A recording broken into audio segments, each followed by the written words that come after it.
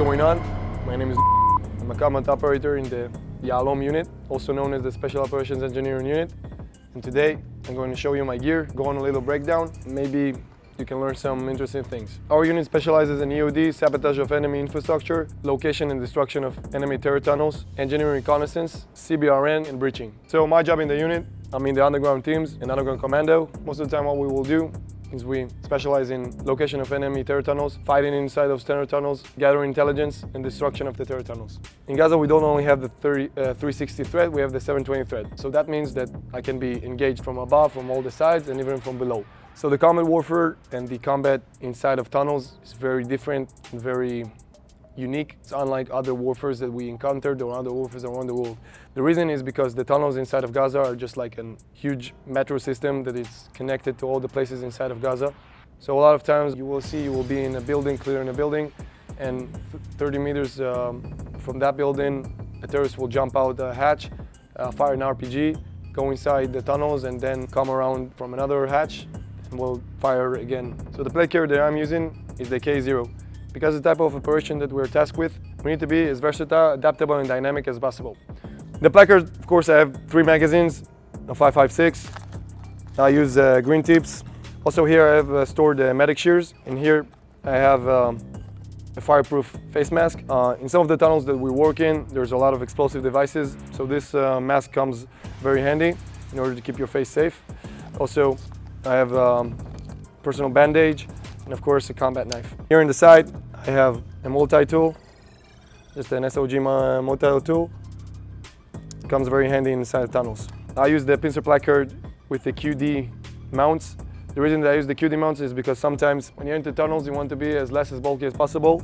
So before I enter I just can rip it out, even switch it to another placard, or just go only with the plate carrier itself. We work in a lot of confined and narrow places, so we need to be able to be as small as possible. Having the ability to just take out the placard and go inside only with the plate carrier, it's an advantage that gives us the upper hand. What I use more, I use side plates with the warfighter. I prioritize the defense as much as possible to be able to cover all the possible sides of my body. Even with the side plates, I can still move very smoothly and be dynamic in the tunnels, even in such narrow and confined places. Really cool trick that I use, most of them when we do professional work, we want something that will retain our weapon.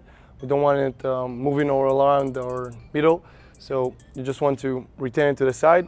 So I took the straps that you get from the 6-pack, and just like this I can just put my weapon to the side, retain it, tighten it up, and then I'm free to do my professional work. Along with the placard itself, I use the 6-pack. In here I have some typical medical equipment, some combat gas, some glow lights, even tourniquets. Also use this quick strap, I have the marker. Also here are some latex gloves that I use. Alright, so we'll go to the back, use a radio pouch and a 1.5 liter hydration bladder, very small and compact. So this plate carrier gives me the privilege to be as light as possible and yet be as protected as possible. This is my personal war belt. So I have a pretty standard stuff. First of all, of course, my secondary weapon, that's the Glock 19C issued by the IDF. Here I have the general purpose pouch. Most of the time I will store here glow lights, but other than that I use it to store my NVGs.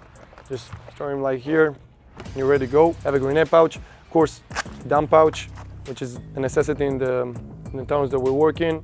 A lot of times you want to gather intel and a lot of things that you want to take out from the tunnel, so comes in very handy. Most of the time I will just throw there used magazines, maybe something that I saw that will give us good intelligence about the tunnel itself. Of course, pincer single with the bungee strap on it. The reason that I use this bungee strap is because in our jobs, we're constantly on the move, running, crawling, even jumping over obstacles, so I need something that will give me extra retention to my magazines and they will not fall. Of course, I use the pincer single 9mm pouch, tourniquet holder, and also I have my gloves, the Impact Mechanics gloves.